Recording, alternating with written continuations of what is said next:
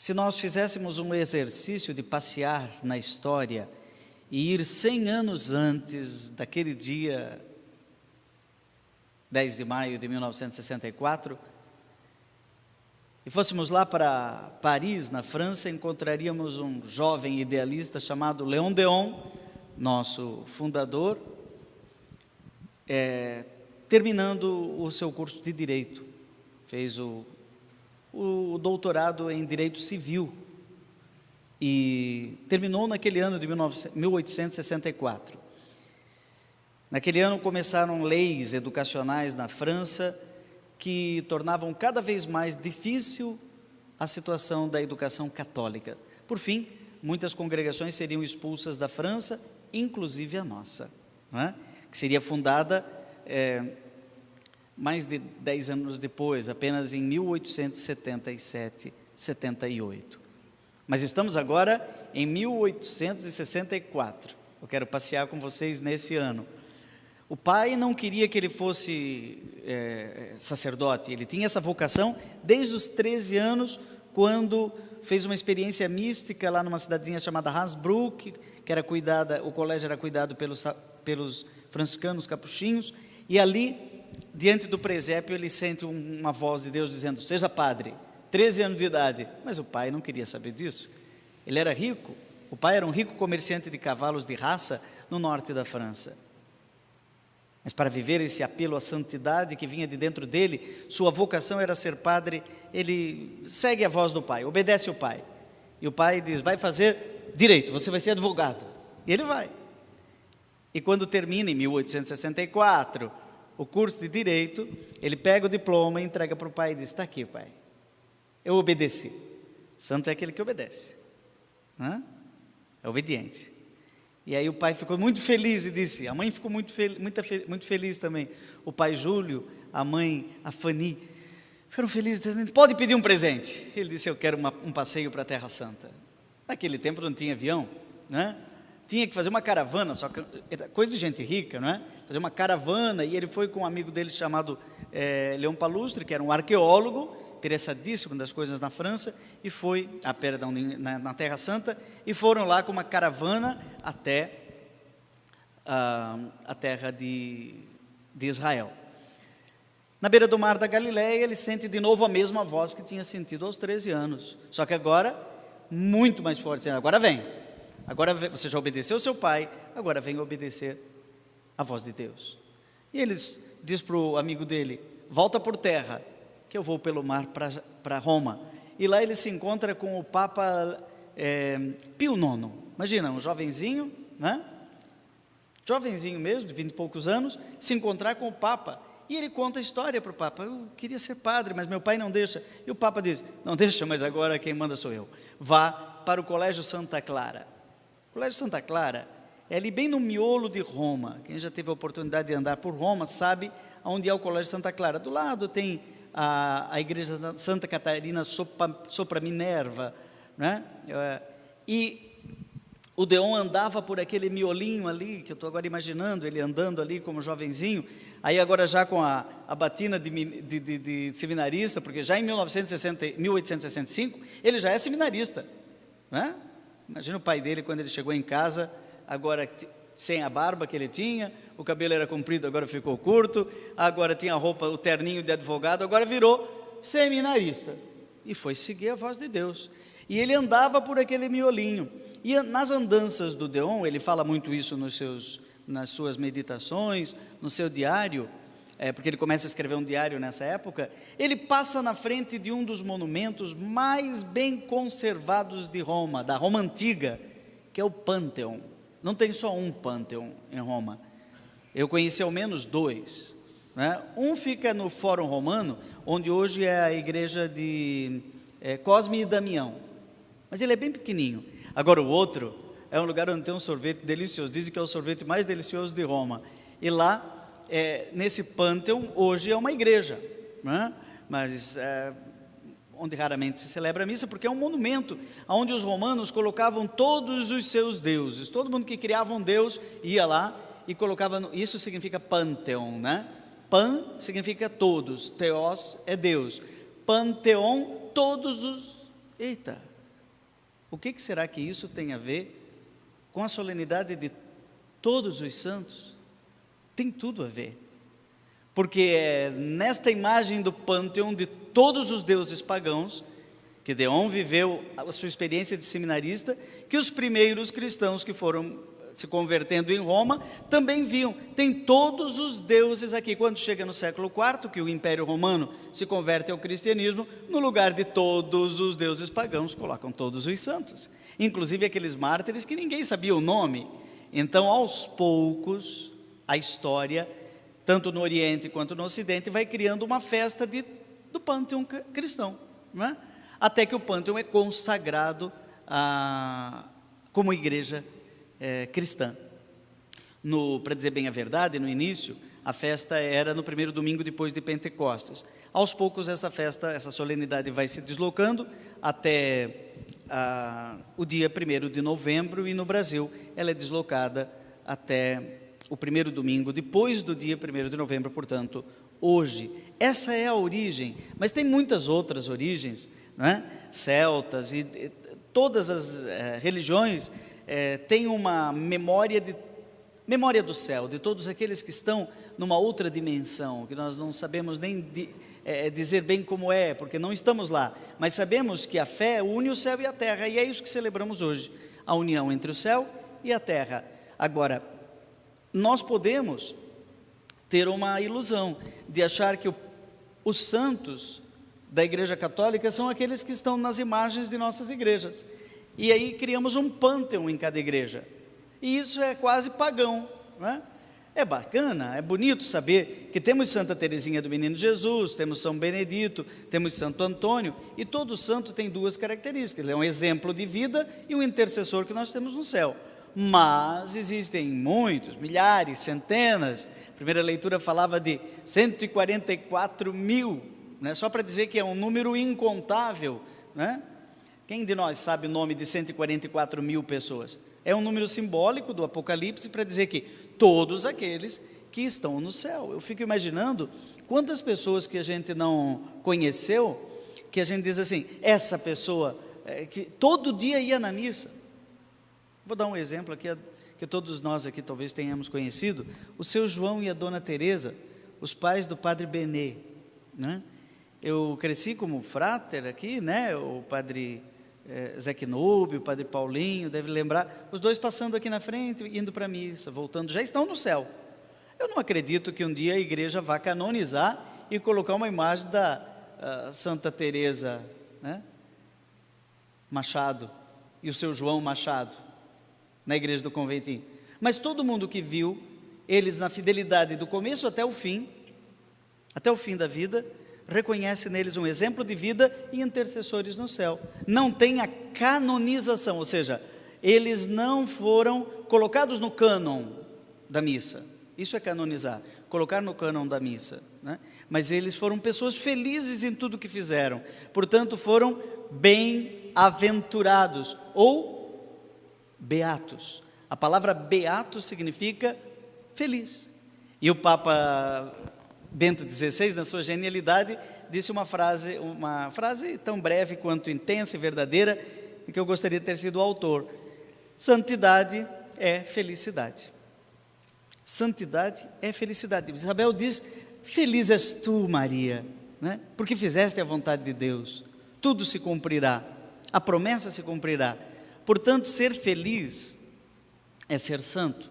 O Papa Francisco, que é um leitor atento das coisas do Papa Bento XVI, por mais que alguns não percebam isso, ele é um leitor atento de tudo aquilo que escreveu e refletiu o Papa Bento XVI, ele escreveu a mesma coisa numa carta, e agora eu gostaria de dar, nesta segunda parte da minha homilia, a palavra para o Papa Francisco, que no dia 19 de março de 2018, escreveu uma exortação apostólica sobre a santidade. Hoje é a solenidade de todos os santos, não é?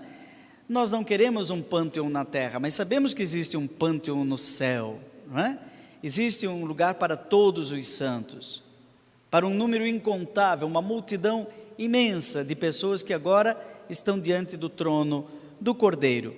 Gaudete et exultate, sobre o chamado à santidade no mundo atual. O Papa Francisco divide a sua reflexão em 5 momentos, que eu, de maneira muito breve, pontual e rápida, apenas para fazer uma leitura dinâmica desse documento tão atual sobre a santidade, né? Prestando esse serviço a você. Já no Antigo Testamento havia uma frase lá em Ezequiel 9:4 que dizia que, na visão de Ezequiel, que a multidão era marcada com um tal na testa, né? Já ouviu falar sobre isso? Marcada com um tal na testa. A primeira leitura falava aqueles que foram marcados com o sinal da cruz. Atenção, o tal é uma letra grega, que corresponderia ao T em português, que parece com uma cruz, não é? Parece com uma cruz, mas a origem não é grega. Quando o Antigo Testamento foi traduzido para o grego, não se sabia bem como traduzir isso, e traduziu o Tav, que era a última letra do alfabeto hebraico, né, para tal, em grego. E como o cristianismo recebeu essa escritura também em grego, para a redação do Novo Testamento, que é em grego, o tal virou a cruz, né? E já Tertuliano, no século III, testemunha que os cristãos, no rito do batismo, né, eram marcados com o sinal da cruz na testa. Não havia ainda o grande sinal da cruz, que é o que nós fazemos em nome do Pai, e do Filho e do Espírito Santo, amém. Que, aliás, na liturgia vai entrar só no Concílio de Trento, para lá de 1400. Vejam como o sinal da cruz é uma coisa tão comum, mas recente. O primeiro sinal da cruz é o sinal na testa, que tem, inclusive, raízes lá no Antigo Testamento. Então, brevemente, os 5 pontos que o Papa nos coloca. O primeiro é que todos somos chamados à santidade. Essa é uma vocação para todo cristão. É uma vocação do batismo. Sede santos como vosso Pai do céu é santo, sede perfeitos como vosso Pai do céu é perfeito, sede misericordiosos como vosso Pai do céu é misericordioso. Portanto, a perfeição da santidade consiste na misericórdia. Sede santos, misericordiosos e perfeitos como Deus, significa deixar as dimensões de Cristo crescer em mim, de modo que eu possa dizer, Gálatas 2:20, o texto mais citado por Deon, já não sou eu que vivo, é Cristo que vive em mim. Ou, como o Padre Zezinho cantaria, amar como Jesus amou, pensar como Jesus pensou, sentir como Jesus sentia. Não sou eu que vivo, não sou eu que canto, não sou eu que estou fazendo esta homilia. É porque eu disse, fala Senhor, fala por meio da minha voz.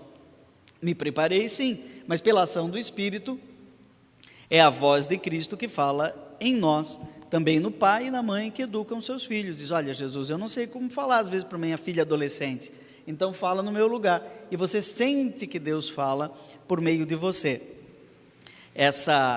Esse chamado fundamental à santidade nos insere numa ciranda de santidade, ou seja, na comunhão dos santos. Nós acreditamos que entre nós, entre o céu e a terra, existe uma comunhão no corpo místico de Cristo que pode clamar Abá, Pai. Portanto, estamos inseridos na ciranda da Santíssima Trindade e somos santificados pelo Espírito Santo e lavamos nossas vestes no sangue do Cordeiro. Segundo ponto, o Papa diz que existem 2 inimigos da santidade. Para sermos santos, temos que viver um verdadeiro combate espiritual. E o primeiro inimigo ele chama de gnosticismo, ou seja, negar as coisas da terra e querer apenas viver a dimensão do céu. É um espiritualismo, hoje existe muito isso. O gnosticismo transforma a religião em gnose. Tem gente que diz, a religião não tem nada a ver com política. Tem. Religião não tem nada a ver com meio ambiente. Tem, olha o Mário já tem, Laudato Si, né? Tem a ver com tudo, tem a ver com... salvação tem a ver com detergente? Não está nem duvidando, o Mário trabalha aí a questão da doutrina social da igreja. Mas o segundo inimigo é o pelagianismo, achar que tudo se resolve aqui na terra. Então, só na terra ou só no céu? Não, nós queremos articular o céu e a terra. O terceiro ponto, falei que são 5, ele olha para o mestre e diz, vamos encontrar a nossa carteira de identidade da santidade, onde ela está? Nas bem-aventuranças. E o Papa faz uma coisa linda, depois de escrever sobre cada uma das bem-aventuranças, e dizer que ser santo é ser feliz, olha aqui, a palavra feliz ou bem-aventurado torna-se sinônimo de santo, porque expressa que a pessoa é fiel a Deus, que a pessoa fiel a Deus e que vive sua palavra, alcança na doação de si mesma a felicidade, a verdadeira felicidade. Portanto, ser santo é ser feliz. E aí ele traduz as bem-aventuranças de maneira muito simples. Ser pobre no coração, isto é santidade. Reagir com humildade e mansidão, isto é santidade. Saber chorar com os outros, isto é santidade. Buscar a justiça com fome e sede, isto é santidade. Olhar e agir com misericórdia, isto é santidade. Manter o coração limpo de tudo o que mancha o amor, isto é santidade. Semear a paz ao nosso redor, isto é santidade. Abraçar diariamente o caminho do Evangelho, mesmo que nos acarrete problemas, isto é santidade. Então, as bem-aventuranças são a carta magna, a constituição, a regra de vida de todo cristão. É ali que nós encontramos o caminho para a perfeição de vida. O quarto ponto, penúltimo ponto, ele dá umas dicas de como viver a santidade hoje.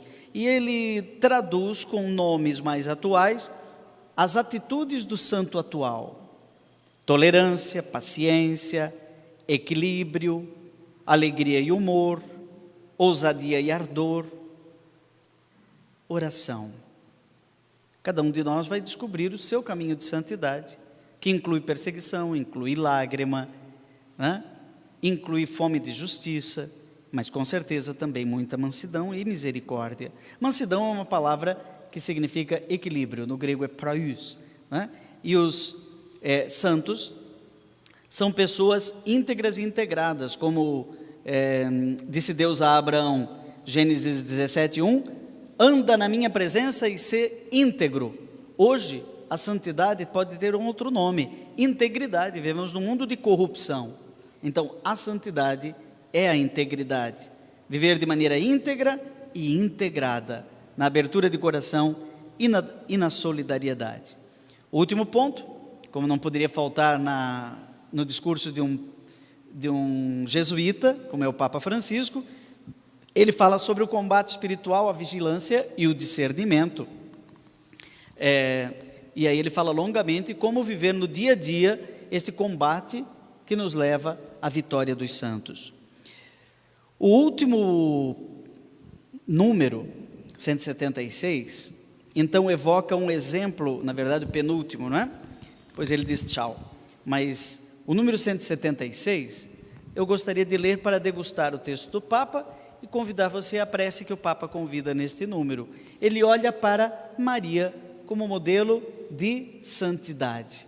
Poderíamos, neste ano de São José, olhar também para São José. Apesar de ter publicado esta carta no dia 19 de março de 2018, né? Dia de São José, ele evoca no final a santidade de Maria. E ele diz o seguinte: desejo coroar estas reflexões com a figura de Maria, porque ela viveu como ninguém as bem-aventuranças de Jesus. É aquela que estremecia de júbilo na presença de Deus, aquela que conservava tudo no seu coração e se deixou atravessar pela espada. É a mais abençoada dos santos entre os santos, aquela que nos mostra o caminho da santidade e nos acompanha. E quando caímos, não aceita deixar-nos por terra e às vezes leva-nos nos seus braços, sem nos julgar. Conversar com ela consola-nos, liberta-nos, santifica-nos. A mãe não necessita de muitas palavras, não precisa que nos esforcemos demais para lhe explicar o que se passa conosco. É suficiente sussurrar uma vez ou outra, e aí ele sugere, vamos ficar de pé: Ave Maria, cheia de graça, o Senhor é convosco, bendita sois vós entre as mulheres, e bendito é o fruto do vosso ventre, Jesus. Santa Maria, Mãe de Deus, rogai por nós, pecadores, agora e na hora da nossa morte. Amém. Creio em Deus Pai.